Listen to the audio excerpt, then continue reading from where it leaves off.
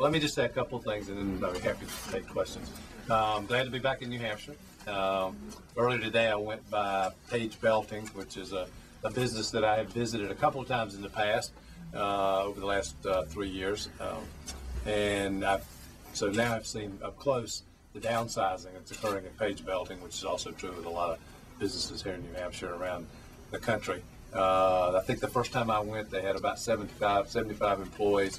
They're now down to around 15. They've moved into a much smaller space. They're trying every way they know how to make it work, but they're an example of the struggles that American manufacturing is having.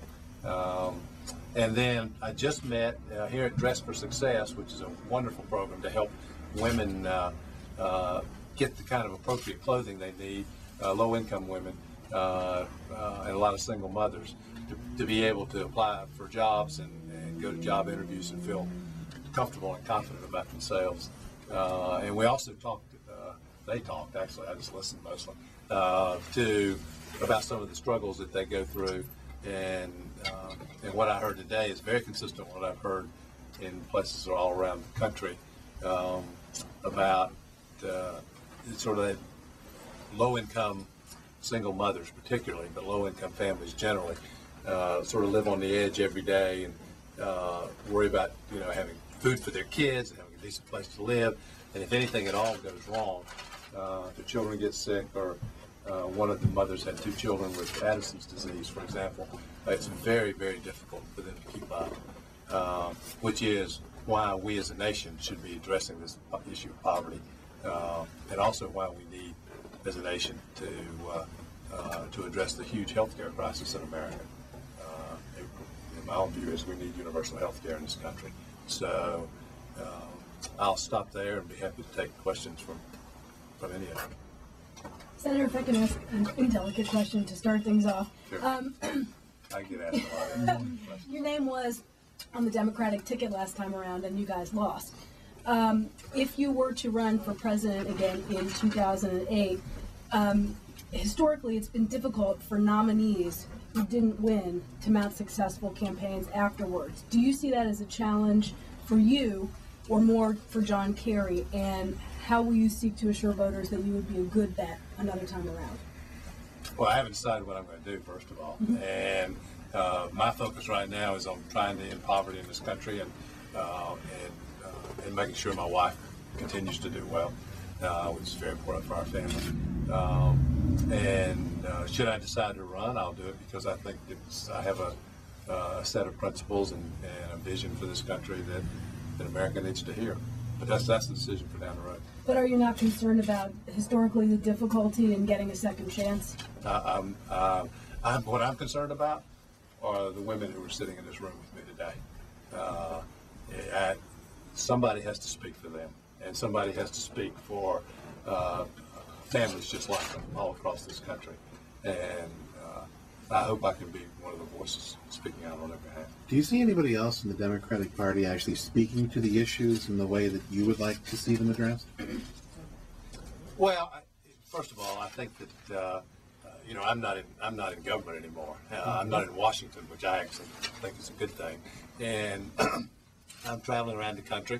I'm running my poverty center at the University of North Carolina, Chapel Hill, and I'm focusing on the things I care about. And as to the Democratic Party, I think it's not complicated what our party needs to do. Our party needs to show some strength and conviction, and show some backbone, fighting for what it is we believe, and also a forward-looking vision and a set of ideas about how to accomplish the things that we believe in. So I think the last thing our party needs is more consultants and more pollsters and more maneuvering. We can let the Republicans do that. We don't need to do that. But the message, which was very strong last time on the two Americas that you brought forward, yep. It resonated with a lot of people, but it, at the end of the day, didn't carry the day. What would you attribute that to? I mean, clearly you were speaking to people who need help. Are there simply not enough of them?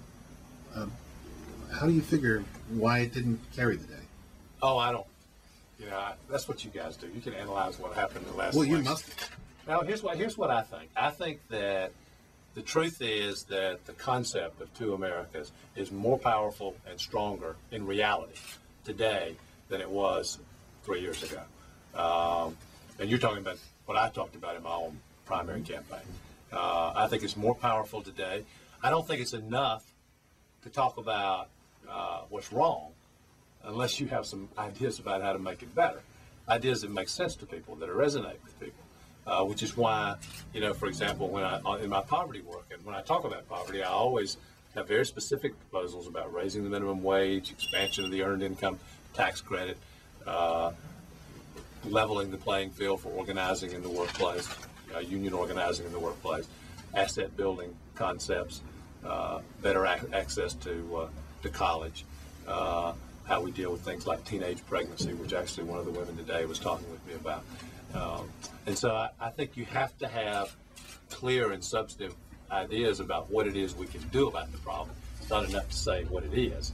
Yeah, I think that America wants to hear the truth. They want, and I think they're tired of politicians. I think they want leaders, and they're looking for leaders who'll tell them the truth and have some ideas about how to make it better. Your stance in the primary? Say again? Your stance in the primary? The New Hampshire primary? Yes. I think New Hampshire should remain the first in the nation primary. And having campaigned a lot in Iowa and New Hampshire in 2004, I think that kind of campaigning, in Iowa I went to all 99 counties. In New Hampshire I had over 100 town hall meetings. It's invaluable. I mean, it changes you. It changes you as a candidate, and I think makes you not only a stronger nominee if you win the nomination, I think it makes you a better president because you understand what's happening in people's lives at a very down-to-earth, on-the-ground level. So I think there's huge value in the New Hampshire primary. But It's no always been my no one's saying New Hampshire shouldn't have the first primary. The idea is this plan to put other caucuses between Iowa and New Hampshire. Is that something you agree or disagree with? Well, here's what I think. I think New Hampshire's important. I think it ought to be the first primary.